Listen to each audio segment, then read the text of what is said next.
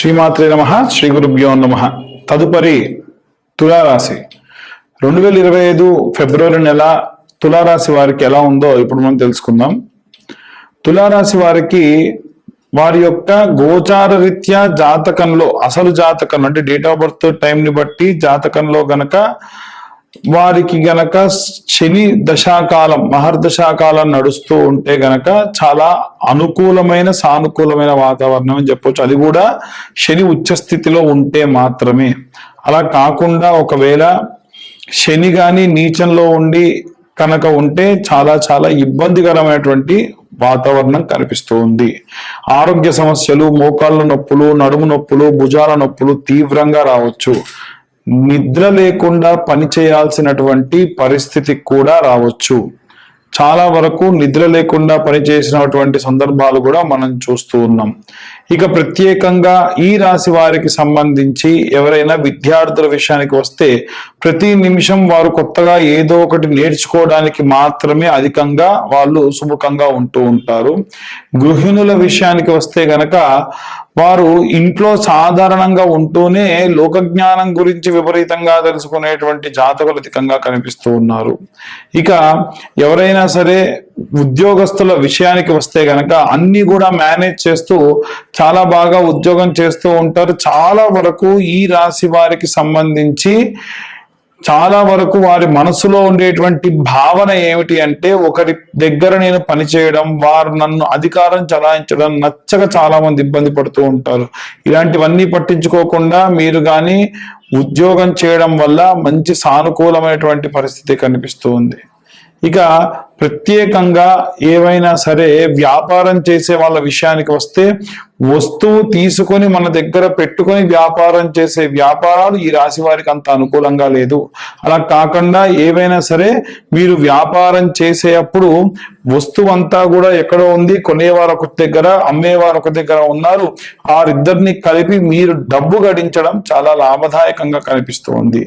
అలాగే ఎవరైనా సరే ఈ యొక్క కోర్టు వ్యవహారాలకు సంబంధించిన విషయానికి వస్తే గనక చండీ హోమం చేయించుకోవడం చాలా మంచిది.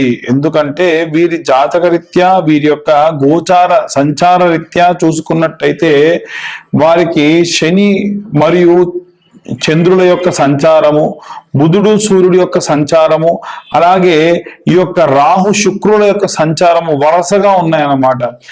కాబట్టి కోణ స్థానాలలో ఉండడం వల్ల వీరికి కాస్త ఇబ్బందికరమైనటువంటి వాతావరణం కనిపిస్తుంది. కాబట్టి చండీ హోమం చేయించుకోవడం, ఈ అమావాస్య వచ్చే అమావాస్యలో ఏవైనా సరే అమ్మవారి దేవాలయాల్లో చండీ హోమాలు జరుగుతుంటే సామూహికంగానైనా సరే మీరు డబ్బులు కట్టి చేర్పించుకోవడం వల్ల సినీ రాజకీయ రంగాల వారికి, అలాగే ఈ యొక్క కోర్టు వ్యవహారాల్లో ఇబ్బంది పడుతున్న వారికి చూయించుకోవచ్చు.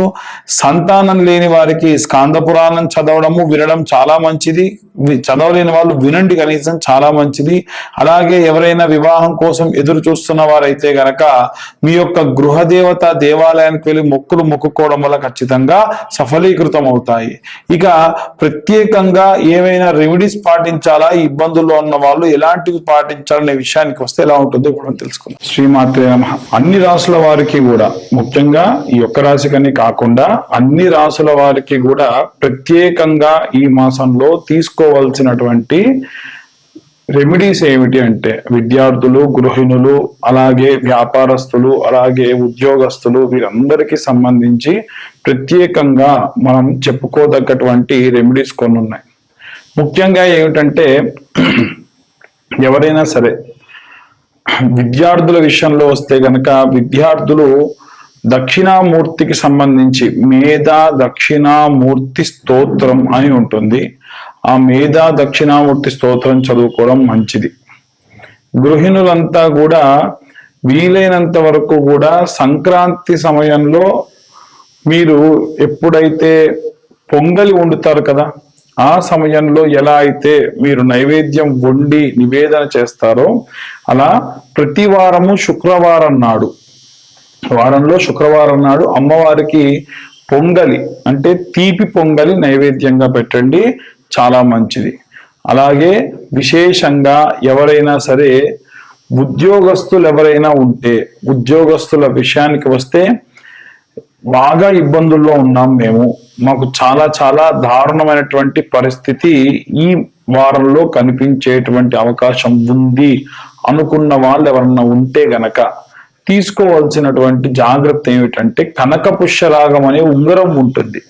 ఈ కనక పుష్యరాగం ఉంగరము మనకి 1200 రూపాయలు ఒక క్యారెట్ చొప్పున ప్రారంభమయ్యి 5000 వరకు కూడా ఉంటుంది. 1200 రూపాయల క్యారెట్ అనేటువంటిది సరిపోతుంది. అలా 1200 రూపాయల క్యారెట్ ఉంగరం 3 క్యారెట్ల నుంచి 4.5 క్యారెట్లు, అంటే వారి హైట్ ని బట్టి, ఉదాహరణకు అతను గాని ఎవరైతే మీ జాతకంలో గురువు బాలేదు అనుకున్న ఉద్యోగస్తులు ఎవరైతే ఉన్నారో వారు గనక 5.5 అడుగులు మించుంటే 3.5 క్యారెట్లు, 5 అడుగులు లోపుంటే గనక 3 క్యారెట్ల ఉంగరము వెండిలో గాని పంచలోహాల్లో గాని పెట్టుకోవాలి, బంగారంలోని పెట్టుకోవాల్సిన అవసరం కూడా లేదు. అలాగే విశేషంగా ఎవరైనా సరే వ్యాపారస్తులుంటే గనక వ్యాపార స్థలంలో ప్రతిరోజు కూడా ఇప్పుడు నేను చెప్పేటువంటి రెమెడీ చేయండి. చాలా మంది వ్యాపారస్తులకు మనం ఎప్పుడు చెప్పేది ఏంటంటే శుక్రవారం నాడు చేయమంటాం కదా, అలా కాకుండా గురువారం నాడు ఇప్పుడు నేను చెప్పే రెమెడీ చేయండి. మామూలుగా మనకు బయట ధూప్ కప్స్ దొరుకుతాయి, అవి తెచ్చి వెలిగించుకొని ఉత్తరం వైపు తిరిగి తెల్ల ఆవాలు ఉంటాయి కదా, తెల్ల ఆవాలు అలాగే సాంబ్రాణి 2 కలుపుకోండి. కొంతమంది పొడి చేస్తారు, తెల్ల ఆవాలు పొడి చేసి ఈ యొక్క సాంబ్రంలో కలుపుతారు, అలా కూడా చేసుకోవచ్చు. కానీ తెల్ల ఆవాలు అలా వేయడమే చాలా మంచిది. అలా తీసుకొని ఇలా నుదురు దగ్గర పెట్టుకొని ఓం క్లీం కృష్ణాయ నమః. చాలా మంది కృష్ణ అంటే కృష్ణ పరమాత్మ పేరు కదా. కృష్ణ అన్నదానికి అర్థం ఏమిటి అని అంటే ఒక్క కృష్ణ పరమాత్మ అనే కాదు, కష్టములన్నీ కడతీర్చేవాడు, కష్టములన్నీ కడతీర్చేటువంటి సమయము అని అర్థం. కాబట్టి ఓం క్లీం కృష్ణాయ నమః అని ఆ యొక్క ఆవాలు అలాగే సాంబ్రాణి నుదురు దగ్గర పెట్టుకొని 5 సార్లు వేయాలి. ఇలా సాంబ్రాణి అది ఇలా పెట్టుకొని 5 సార్లు వేయాలి. ఇలా 11 వారముల పాటు చేయాలి, 11 గురువారాల పాటు చేయాలి. ఈ నెలంతా అయితే చేయండి, మీకు ప్రశాంతంగా ఉంది బాగుంది అనుకుంటే మంచిది. అయితే ఇలా మీరు ఎప్పుడైతే పెట్టుకొని వేస్తూ ఉన్నారో అదే సమయంలో వీలైతే మీ మనసులో ఉన్న కోరిక, ఉదాహరణకు ఉద్యోగస్తులు చేస్తే ఉద్యోగస్తులు ఉద్యోగానికి సంబంధించిన కోరిక, అలాగే వ్యాపారస్తులు కనుక చేస్తే వ్యాపారానికి సంబంధించిన కోరికని కోరుకోవచ్చు.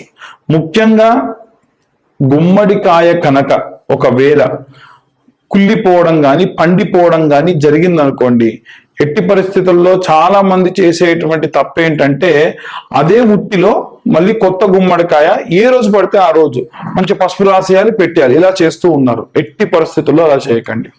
గుమ్మడికాయని వీలైనంత వరకు కూడా అమావాస్య నాడు ఒక ఆంజనేయ స్వామి దేవాలయంలో ఉంచండి, అక్కడ నిద్రపోవాలి ఆ గుమ్మడికాయ, మీరు కాదు గుమ్మడికాయ నిద్రించాలి.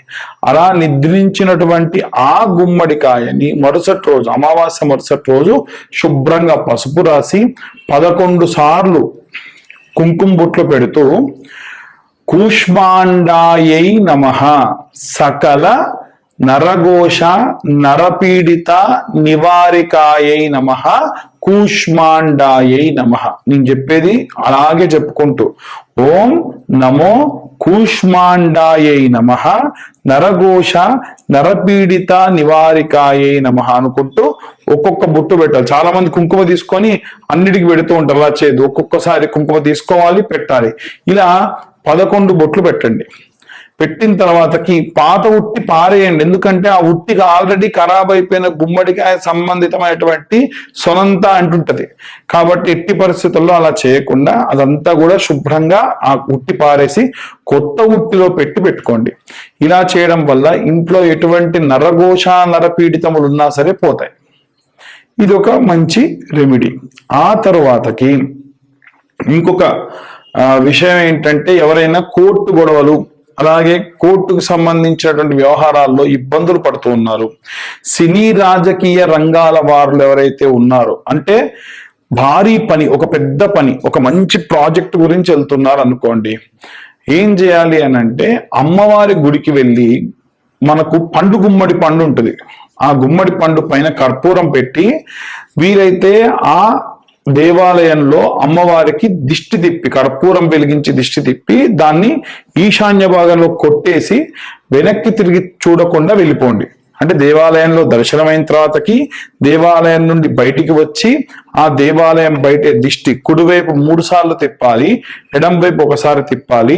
తిప్పి అమ్మా నా కోరిక తీరేటట్టు చూడు తల్లి, అన్ని దోషాలు పోవాలని చెప్పి ఆ గుమ్మడికాయని ఆ దేవాలయంలో ఈశాన్య భాగంలో కింద కొట్టేస్తే 2 ముక్కలైపోవాలి.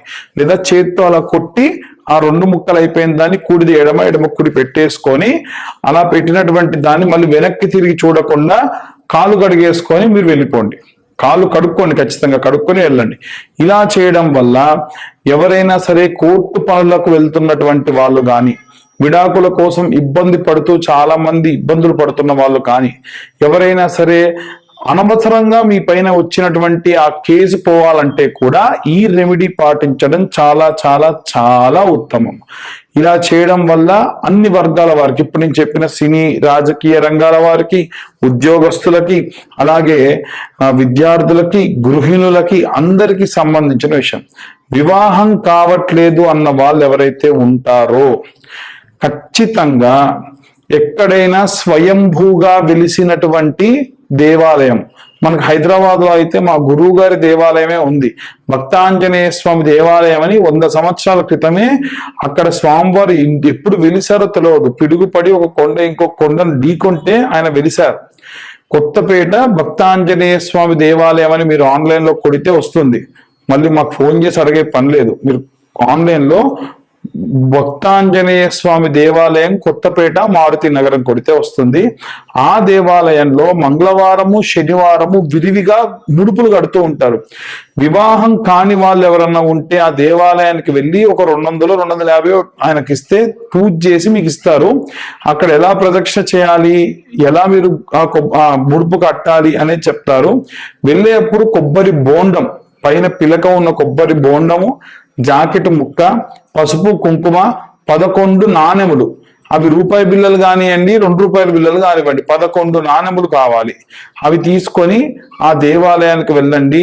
వివాహం కాని వారికి సంబంధితమైనటువంటి వివాహ దోషములన్నీ కూడా పోగొట్టేటువంటి దేవాలయం. మనం వీలైనంత వరకు అందరినీ కూడా, అన్ని వర్గాల వారిని కూడా టచ్ చేస్తున్నాం. ఒకవేళ ఎవరికైనా ఇంకా అంటే నా పరిస్థితి ఇదండి, వీళ్ళ గురించి మీరు చెప్పట్లేదు అనేటువంటిది ఏదైనా ఉంటే మీరు ఛానల్లో కింద కామెంట్ చేయొచ్చు, లేదా మా నెంబర్కి మెసేజ్ పెట్టండి. జాతకానికి సంబంధించిన విషయంలో కూడా గతంలోనే చెప్పాను, డేట్ ఆఫ్ బర్త్ టైం ఉన్నటువంటి వారు ఎవరైనా సరే నాకు మీరు వాట్సాప్ చేయండి, డీటెయిల్స్ అన్ని కూడా వస్తాయి. 2025వ సంవత్సరంలో 2025 రూపాయలు మాత్రమే మేము స్వీకరిస్తూ ఉన్నాము.